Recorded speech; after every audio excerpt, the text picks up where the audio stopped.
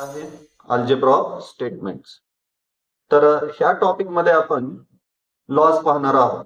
तर बघा आपण पहिलं काय करूया, आपण टॉपिक क्लिअर करूया.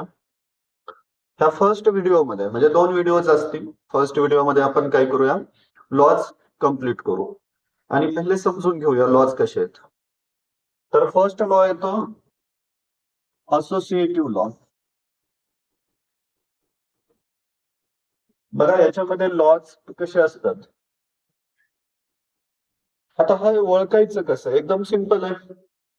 अँड असेल है ना, बघा इथं 3 स्टेटमेंट आहेत आणि अँड असेल तर अशा केसमध्ये आपण असोसिएटिव्ह लॉ यूज करतो. मग असोसिएटिव्हिटी मध्ये काय करतो आपण, लेफ्ट असोसिएटिव्हिटी नाहीतर राईट असोसिएटिव्हिटी. तर बघा आता मी काय करतोय, इथं राईट असोसिएटिव्हिटी यूज करतोय. बघा राईट असोसिएटिव्हिटी. आणि महत्वाची गोष्ट आहे, सरांनी ह्या ब्रॅकेटमध्ये काहीच लिहिलेलं नाही. हा, तर हे ब्रॅकेट काय आहेत, आपले स्टेटमेंट्स आहेत. काही असू शकतात, त्याच्याबद्दल आपल्याला अजिबात घाबरायचं नाही. याच्यामध्ये काही असू शकतो. तर हा आपला फर्स्ट लॉ. असोसिएटिव्हिटी आपण लेफ्ट किंवा राईटला अप्लाय करू शकतो. समजलं का? चला तर मग आपण पुढे जाऊ. सेम अँड असेल तर आपण ऑर मध्ये पण असे लॉज यूज करू शकतो. मी आता काय करतो, अँड मध्ये मी राईट वरती अप्लाय केलं होतं, तर ऑर मध्ये मी लेफ्ट वरती असोसिएटिव्हिटी अप्लाय करतो. बघा विद्यार्थी मित्र, ओके. तर हे झालं आपला फर्स्ट लॉ. तर ह्या लॉ मधून आपण काय शिकतो, कसं ओळखायचं, सगळेच अँड असतील, सगळेच ऑर असतील तर आपण यूज करणार असोसिएटिव्हिटी लॉ. हे लक्षात ठेवा. लक्षात ठेवलं की लगेच आपल्याला ते येऊन जाईल. ठीक आहे. तर हा होता आपला फर्स्ट असोसिएटिव्ह. सेकंड आपण जाऊया कॉम्युटेटिव्ह लॉ. बघा आपण कॉम्युटेटिव्ह लॉ, हे तर लॉज आपण लहानपणी शिकलो होतो. 8th-9th मध्ये हे लॉज आहेत. कॉम्युटेटिव्ह लॉ मध्ये काय असतं, आपल्याला ऑर्डर चेंज करायची असते. म्हणजे हे लेफ्ट आहे, हे राईट आहे, तर आपण काय करूया, एक प्रकारे त्याला आपण गोल फिरवू. बघा सेकंड कसं आहे, ऑर मध्ये पण हा लॉ बघायला मिळतो आपल्याला. आणि व्यवस्थित समजून घ्यायचं, एकदा समजलं ना मग सोपं जात. झाला सेकंड लॉ पण आपला कम्प्लीट झाला. याच्यानंतर जो थर्ड येतो तो येतो डिस्ट्रीब्युटिव्ह लॉस. हा अतिशय महत्वाचा लॉ आहे, नाही मोस्ट इम्पॉर्टंट लॉ. एक्झाम्पल मध्ये हा यूज होतोच. तर बघा आपण याच्यामध्ये काय करत असतो, आपण ब्रॅकेट एक्सपांड करत असतो. सपोज हे ब्रॅकेट आहे, जसं आपण छोटे होतो त्यावेळेस आपण ब्रॅकेट नाही का फोडायचं, तसे आपण इथं ब्रॅकेट फोडूया. हा काय करेल, ह्या ब्रॅकेटला स्प्लिट करेल.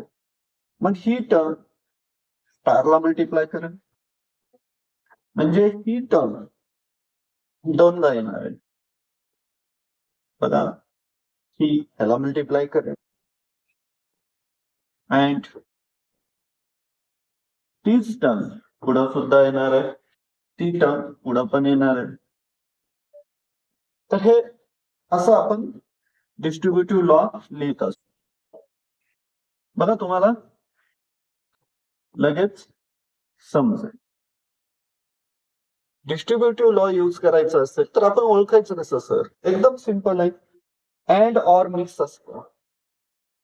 अँड ऑर जर मिक्स असेल तर डिस्ट्रीब्युटिव्ह लॉ आपल्याला ओळखतोय.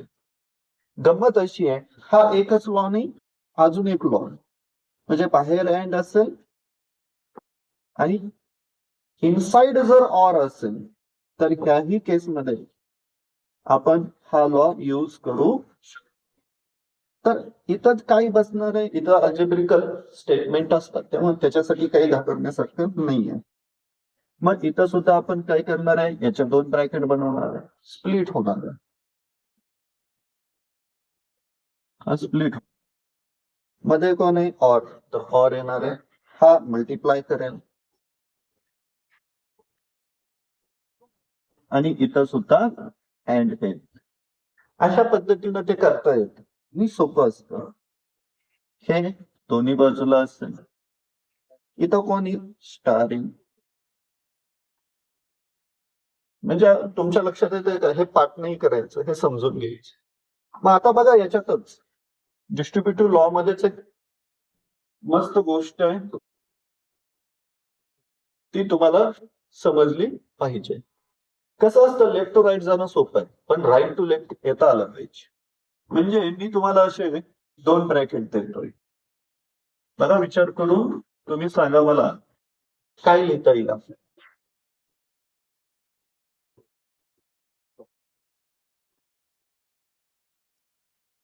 सपोज मी इथं दिलं क्यू क्यू आणि इथं देतोय मी पी आणि इथं देतोय मी आर. समजून घ्या, 2 ब्रॅकेट आहेत, 2 ब्रॅकेट मध्ये ऑर मध्ये अँड आहे, डिस्ट्रीब्युट. मग डिस्ट्रीब्युटिव्ह लॉ मध्ये काय केलं जातं, ब्रॅकेट एक्सपांड पण केलं जातं आणि ब्रॅकेट तयार पण केलं जातं, म्हणजे ग्रुपिंग पण करता येतं. आता ग्रुप कसं करायचं सर, तर बघा याच्यामध्ये हे जे हा राईट वाला जो स्टेटमेंट आहे ते जर तुम्ही नीट पाहिलं आणि हे जर मी कॉमन घेतलं, हा सर कॉमन जर घेतलं, विचार करा जर मी ह्याला कॉमन घेतलं तर हे बाहेर जाईल, हा सर बाहेर जाईल, हे स्टेटमेंट बाहेर जाईल. मग विचार करून सांगा ब्रॅकेट मध्ये काय राहणार, अँड तर राहणार पी पी अँड आर. आहे का नाही सिंपल, सोप्या पद्धतीने आपल्याला ते कम्प्लीट करता येईल. हा तर हा आहे आपला थर्ड डिस्ट्रीब्युटिव्ह लॉ. तर फोर्थ येतो, आपण ह्याला आयडेंटिटी लॉज बोलूयात. आयडेंटिटीचं काय आहे माहितीये ना, तर त्याचं बिहेवियर फिक्स असतं. आता विचार करून बघू आपण, अँड आहे, खूप सारे अँड आहेत, स्टेटमेंट भरपूर आहे, भरपूर स्टेटमेंट घेऊ आपण, असे भरपूर स्टेटमेंट आहे. एक स्टेटमेंट फॉल्स आलं, विचार करून सांगा, एक जरी फॉल्स आलं तर अँड मध्ये रिझल्ट फॉल्स येणार आहे. याचा अर्थ हे जे स्टेटमेंट आहे इथून एवढं, तो काय करतोय, इग्नोर करतो. हो, अँड मध्ये तसंच करायचंय आपल्याला, इग्नोर करून टाकायचं त्याला. आणि जर सर ट्रू आलं असतं तर काय केलं असतं सर आपण, याच्यामध्ये जर ट्रू आलं असतं तर अँड मध्ये जर ट्रू आलं, कुठंतरी ट्रू आलं, तर आपण ट्रू ला इग्नोर करणार, बाकी स्टेटमेंट ऍज इट इज आपलं कॉपी होणारच. म्हणजे हे स्टेटमेंट, हे जे स्टेटमेंट आहे इथून एवढं, हे आपण काय करूया, पुढं कॉपी करू. तर अँडची ह्यालाच तर आपण आयडेंटिटी म्हणणार ना, बिहेवियर कधी चेंज नाही होणार. हा सर, बिहेवियर कधी चेंज होणार नाही. ठीक आहे, आयडेंटिटी मध्ये आपण इथपर्यंत पोहोचू. अँडचं सर झालं. आता ऑर मध्ये काय सर, ऑर मध्ये जर आपण नीट पाहिलं, खूप सारे ब्रॅकेट्स आहेत आणि मध्ये ट्रू आलं, तर हे ऑलवेज ट्रू राहणार. हा, ट्रू मध्ये ऑर मध्ये एकदा जरी कंडिशन सॅटिस्फाय झाली तर ते ऑलवेज ट्रू असतं. आणि ऑर मध्ये एक जरी फॉल्स आलं, एक जरी, तरी बाकीचं statement as it is. Or मध्ये हे जे स्टेटमेंट आहे हे इथून इथं कॉपी होणार, म्हणजे थोडक्यात हे F निघून जाणार आणि हे as it is copy.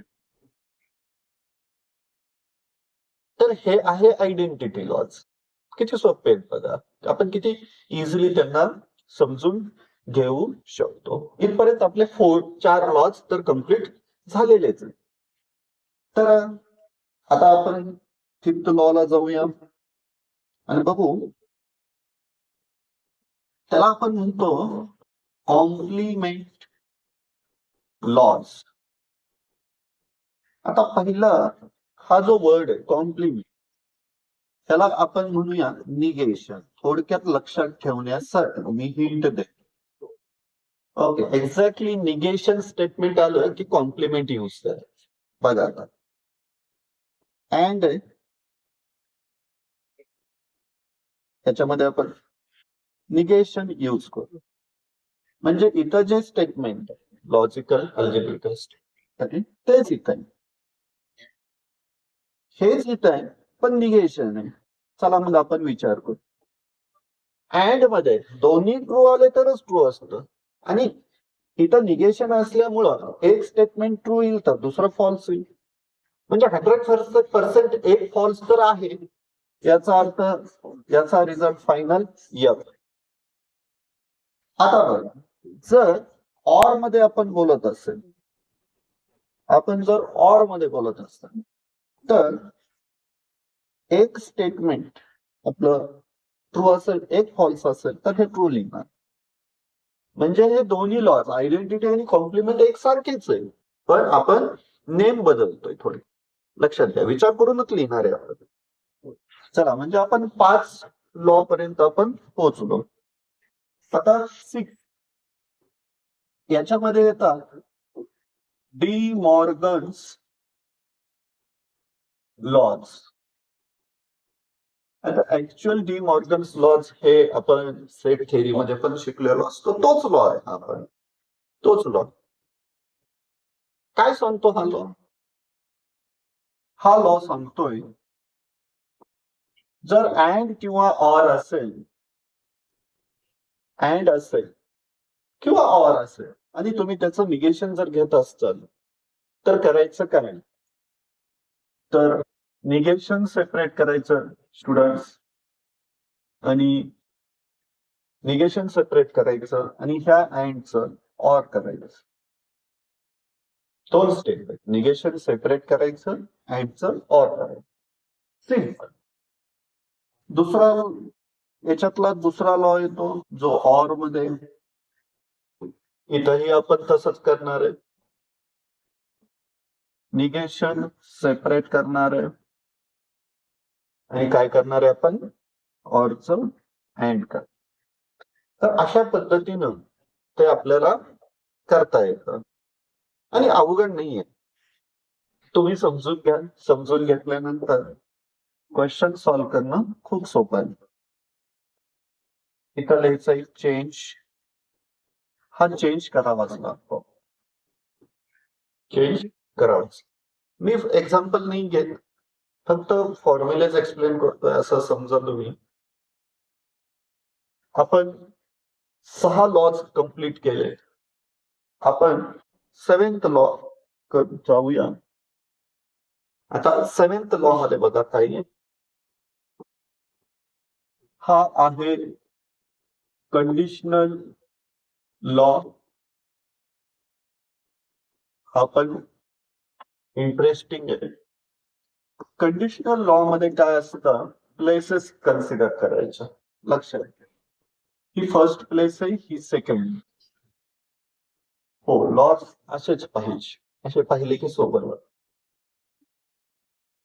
First negation और सेकंड ऍज इट इज. बघा मी कसं सांगतोय, फर्स्ट निगेशन और सेकंड ऍज इट इज. आपण याच्यावरती एक एक्झाम्पल पण घेऊया, जे बुक मध्ये तुम्हाला लॉज येतो तो हा आहे. पी इम्प्लाइज कसं रे लिहितो आपण? फर्स्ट निगेशन और सेकंड ऍज इट इज. आहे का नाही सोपं? मग कोणतंही येऊ द्या मला. फॉर एक्झाम्पल मला हे दिलं आणि मला सांगितलं की याचा कंडिशनल लॉ लिहून दाखवा, तर माझ्यासाठी सोपं आहे. हे फर्स्ट, हे सेकंड. मला माहित आहे फर्स्टचं निगेशन और सेकंड आयडेंटिटी. फर्स्ट कोण आहे? P and Q. सोपं आहे माझ्यासाठी. त्यामुळं हा लॉ तर खूपच सोपा आहे. ठीक आहे, कंडिशनल लॉ आपण समजून घेतला असेल आणि याच्यामध्ये कसं राहतं, आपण हे पाठ नाही करायचं, हे स्टेटमेंट लक्षात ठेवायचं. ठीक आहे, 7th लॉ आपला कम्प्लीट झाला. आता बघूया आपण 8th लॉ. आपण ह्याला बघूया बाय कंडिशनल लॉ. हा law first double implies second वाला आहे. याचा अर्थ असा आहे की फर्स्ट इम्प्लाइज सेकंड असेल अँड सेकंड इम्प्लाइज फर्स्ट, हे असं आहे. असंच लक्षात ठेवा. मग सर आत्ताच आपण हे पाहिलं होतं, काय पाहिलं होतं? कंडिशनल लॉ मध्ये आता तर आपण लिहिलं होतं फर्स्टचं निगेशन और सेकंड ऍज इट इज. फर्स्टचं निगेशन और सेकंड ऍज इट इज. तर गंमत आहे, इथं असेल फर्स्टचं negation, second as it is. आता इथं काय असेल सर, ही या प्लेसवरती जो असेल सेकंड असेल आणि इथं फर्स्ट असेल. असं आहे, प्लेस इम्पॉर्टंट. ही सेकंड प्लेस आहे, ही फर्स्ट प्लेस. इथला जो ऑब्जेक्ट आहे तो येणार आहे आपला.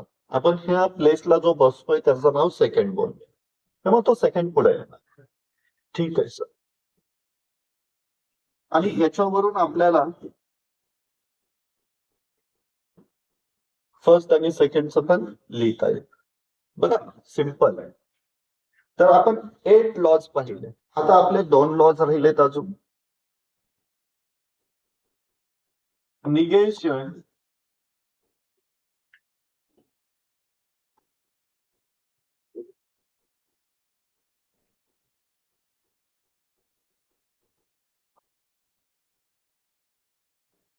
Negation of conditional law.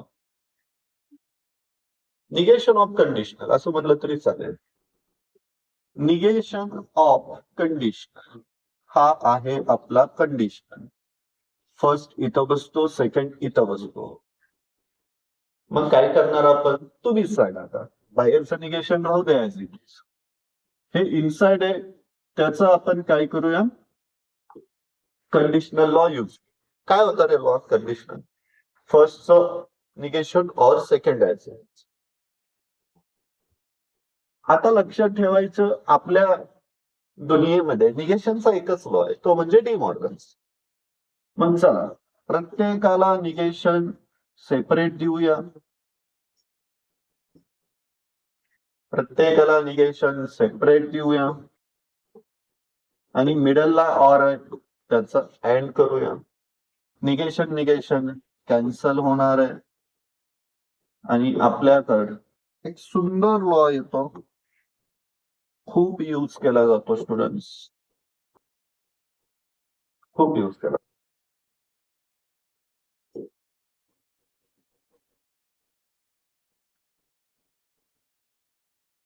खूप use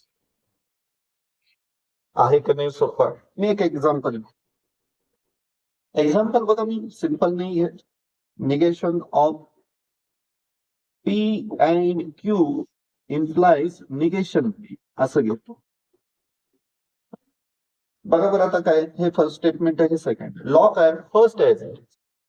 first as it is and negation of second. Sir first किती आहे, हे and negation of second. Negation हे चांगल्या पद्धतीने आपण ह्याला लिहू शकतो. तर हा आहे निगेशन ऑफ कंडिशनल लॉ, की समजून घ्या. जर काही प्रॉब्लेम आला, नाही समजलं, तर व्हिडिओमध्ये कमेंट बॉक्समध्ये तुम्ही मेसेज करू शकता. त्याच्यावरती आपण परत एकदा काय करूया, रिवाइज करूया ती गोष्ट. चला तर मग पुढे जाऊ आपण. आता जाऊ 10th मध्ये. तर 10th लॉ आहे निगेशन ऑफ बाय कंडिशनल.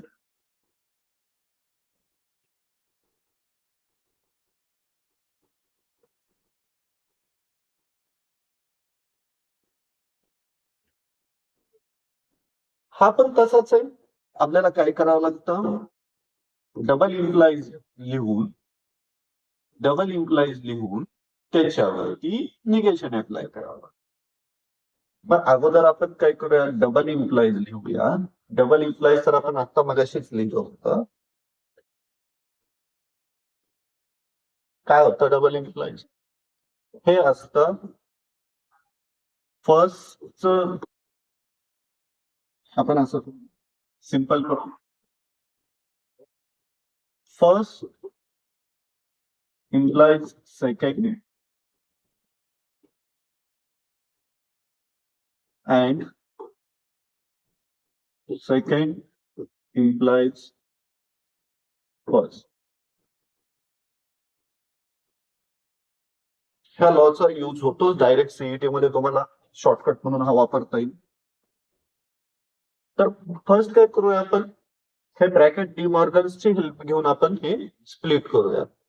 बघा काय सांगून गेले डी मॉर्गन्स, अँडच ऑर करा सर, आणि प्रत्येकाला सर निगेशन देऊन टाका. हे सांगत होते ना आपले डी मॉर्गन्स लॉ. तर प्रत्येकाला निगेशन दिल्यानंतर आता तुमच्या लक्षात येणार की हा आपला फर्स्ट लॉ होता याच्या अगोदर.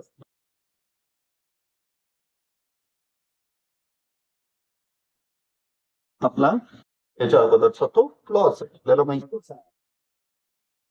सेकंड इम्प्लाइज, काय होतं रे तो लॉ, कंडिशनलचं निगेशन काय होतं सर? तो लॉ असा होता, first as it is and सेकंडचं निगेशन, असं होतं sir. First as it is and सेकंडचं निगेशन. मग हे फर्स्ट आहे, हा सेकंड आहे. इथं फर्स्ट म्हणजे जो फर्स्ट प्लेस वरती बसलाय तो, आणि प्लेस आहे का. आणि अशा वेळी आपण हा लॉ लिहू शकतो. आणि हे लॉज आपल्याला कोणतीही एक्झाम असो त्यामध्ये आपल्याला हे काय करतात, हेल्प करतात. स्टुडंट्स, हे महत्वाचे लॉज आहेत. लॉज समजून घ्या, समजले असतील तर नोटबुक मध्ये लिहून ठेवा. टॉपिक नंतर आपण बोर्डचे काही क्वेश्चन्स सॉल्व्ह करूया, त्याच्यावरती पण एक व्हिडिओ बनवू आपण. पण सुरुवातीला फर्स्ट स्टेप आहे, तुम्हाला लॉज आले पाहिजेत. तर समजले असतील हे लॉज तर तुम्ही तुमच्या फ्रेंड्सला, जास्तीत जास्त फ्रेंड्सला हा व्हिडिओ शेअर करा.